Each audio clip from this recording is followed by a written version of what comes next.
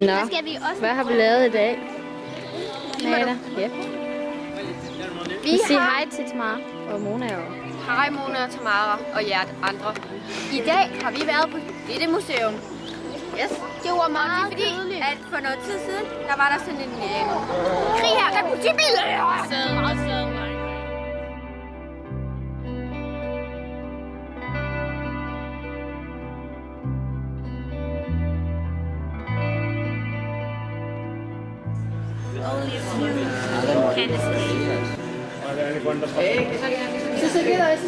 Well, he made it that some more are living. Og så hørte vi om en krig, der var her, mellem en bakke og en sump.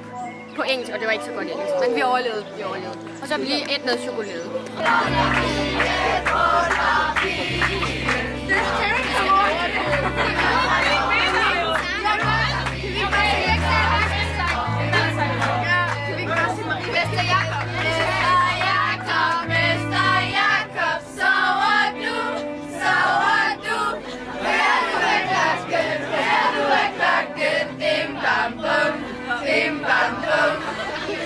Og der er nogle spanske fyre, der følger efter os.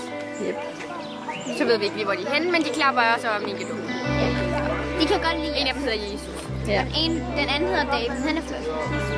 Meget flot. Super. Mega. Mr. 4. Håber, I har det godt.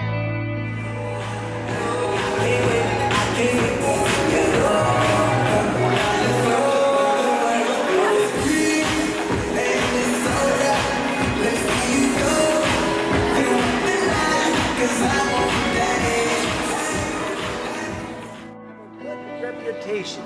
You must give the city the oath of obedience. You must do many things. And then the city says you can have a mark.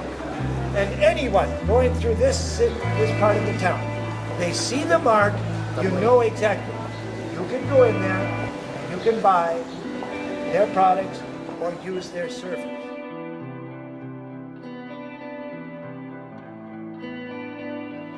I skal lige se hendes solbrænds Nej. Hun har sådan en mærke. Så det er, hvad der sker, når I bliver solbrændte. Yep. Pas på. Solcreme. Og er der solcreme? Yep. Vi har faktisk ikke fået noget på i dag. Men, Nej, vi har ikke hele ugen. Vi får både kilder. Og se, der kommer I.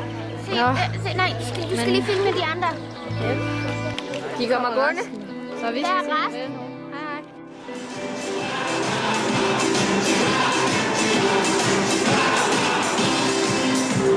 Money,